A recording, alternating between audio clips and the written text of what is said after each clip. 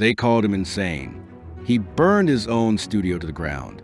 And yet, every major reggae star owes him everything. Before Bob Marley became a legend, there was a mysterious genius pulling the strings behind the scenes. He didn't just change music, he rewired sound itself. So, why has the world forgotten his name? This is the real story of the man who made reggae global and lost everything in the process. The untold truth about Lee Scratch Perry will leave you speechless.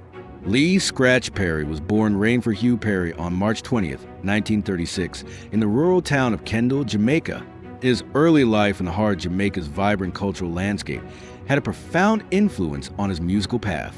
Growing up surrounded by the sounds of reggae, ska, and mento music, Perry absorbed the rhythms of the island from a young age. His Yoruba heritage from a tribe in Nigeria, which echoed through the stories and traditions passed down in his family, played a crucial role in shaping his creative identity. As a young man, Perry's life in Jamaica was marked by hardship. He had to navigate the struggles of poverty, yet his passion for music was undeniable. His early experiences in the Jamaican music scene, which were characterized by a mix of local folk and traditional African influences, influenced much of the genre-defining sound he would later produce. At the time, reggae was still in its nascent stages, and Perry's early involvement in the industry was largely based on the emerging sound of ska. This was an era when Jamaican music was on the verge of fast-rising evolution, and Perry, ever the visionary, was ready to take the plunge. In the late 1950s, Perry's musical journey took its first formal steps when he began working at various sound systems and recording studios in Kingston, the cultural epicenter of Jamaican music. He initially worked as a talent scout, bringing in artists to record at Studio One, one of Jamaica's most influential music studios at the time. During this period, Perry's exposure to music production and recording techniques planted the seeds for his future innovations. It was during these formative years that Perry's fascination with the technical aspects of music production began to grow, setting him on the path to becoming one of reggae's most innovative figures. By the late 1960s, Lee Perry's restless creativity and sharp musical instincts began to bear fruit. He became known for his ability to manipulate the sound of reggae in ways that had never been heard before. Perry was a pioneer in the creation of dub music, a genre that would later change the course of reggae's history. Dub music was characterized by experimental remixing techniques, studio effects, and heavy use of reverb and echo, and Perry was the first to truly unlock its potential. In 1968, Perry released his landmark single People Funny Boy, which not only showcased his eccentric approach to music, but also marked the beginning of his journey as an influential producer. This track was a direct challenge to the established norms of reggae, blending traditional rhythms with futuristic production techniques. It was here that Perry began to demonstrate his uncanny ability to create new versions of existing reggae tracks, shaping the genre in ways that had never been done before. Perry's work in the 1970s, particularly his collaborations with Bob Marley and the Wailers, became iconic in the reggae world. His approach to music was unorthodox, mixing layers of sounds, adding dub effects, and stripping down the vocals to create an entirely new listening experience. His studio, Black Ark, became a symbol of this innovative spirit, a place where music was not just recorded but transformed into something otherworldly. The Black Ark was where Perry's vision came to life, as he pushed the boundaries of sound and experimented with what was possible in the studio. It was here that he would create some of his most influential work, cementing his reputation as one of reggae's greatest producers. Perry's techniques, often involving altering and remixing existing tracks, allowed him to break down the traditional barriers of music production. He was one of the first to use the studio as an instrument itself, manipulating the sound in ways that would later become commonplace in modern music production.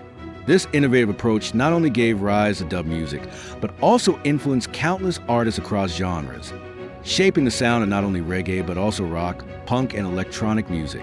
In 1973, Lee Perry took another monumental step in his career by founding his own record label, Upsetter Records. This was a crucial move that allowed Perry to fully control his musical output and work with a range of. The label quickly became a staple of the Jamaican music scene, gaining a reputation for producing groundbreaking reggae and dub music. Lee Perry's name became synonymous with innovation, creativity, and rebellion in the world of reggae music. However, it was his collaborations with some of reggae's most iconic figures that truly cemented his place in the annals of music history.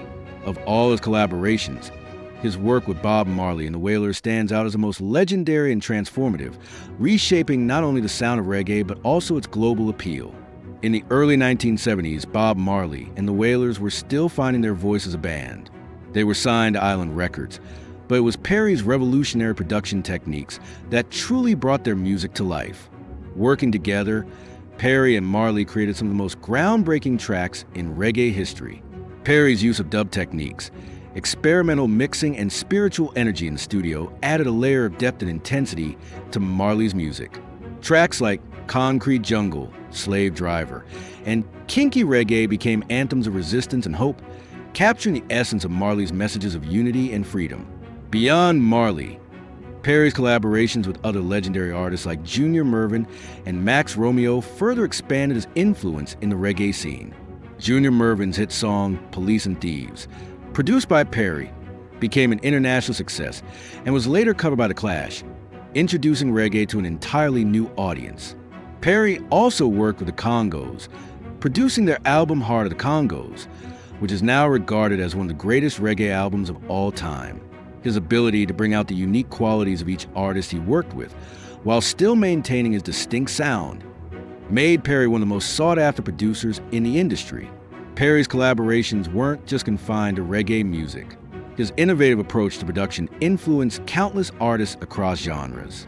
His work with the British punk band The Clash is another example of his far-reaching impact. Perry's influence can be heard in the raw, gritty sound of punk rock, where his unorthodox methods of production fit perfectly with the rebellious spirit of the genre. Through his collaborations, Perry became a bridge between different musical worlds, taking reggae and dub music to new audiences and leaving a lasting mark on the global music scene.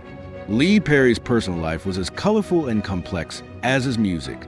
Known for his eccentricity and enigmatic personality, Perry's relationships were often marked by both passion and turbulence. Throughout his life, Perry had multiple marriages, with his most notable being his union with Mireille Roux, a Swiss-born woman who became his wife. Together, they had 2 children, but Perry's family life extended beyond his marriage to Roux, as he fathered a total of 6 children from different relationships. While Perry's marriages were often tumultuous, they shaped much of his personal narrative. His love for his family and his devotion to his children were central to his life, even though his music and career often took him away from home. Perry's music was deeply personal, and much of his work reflected his inner struggles and joys. His personal life was a whirlwind of contradictions, where the highs of his musical success were often juxtaposed with the lows of personal and family challenges. In 2015, Lee Perry's creative world was rocked by a devastating fire that destroyed his beloved studio, The Secret Laboratory. This loss marked a turning point in his career and personal life, as the studio had been a symbol of his innovation and artistic freedom. The Secret Laboratory was where Perry had crafted some of his most iconic music, and its destruction was not only a physical loss, but also an emotional blow to the artist. The fire that ravaged the studio was a reminder of the fragility of Perry's world, both in terms of his career and his personal life. The Secret Laboratory had been more than just a place to record music. It was a sanctuary for Perry's creativity, where he had experimented with new sounds and techniques that would go on to shape the future of reggae and dub music. Losing the studio was a significant blow to Perry, but it also highlighted his resilience. Despite the significant setbacks and challenges he faced in his later years, Lee scratched Perry's influence on music, especially reggae and dub, remained unshakable. Even as the years wore on, his legacy continued to grow, reaching across genres and inspiring countless artists around the world. Perry's impact transcended the boundaries of reggae music, stretching into punk, electronic music, hip-hop, and beyond. His innovative production techniques, which involved manipulating sound in ways that had never been done before, helped shape the direction of modern music. As one of the creators of dub music, Perry fundamentally altered how music was conceived, produced, and consumed. His creative approach wasn't limited to just sound manipulation.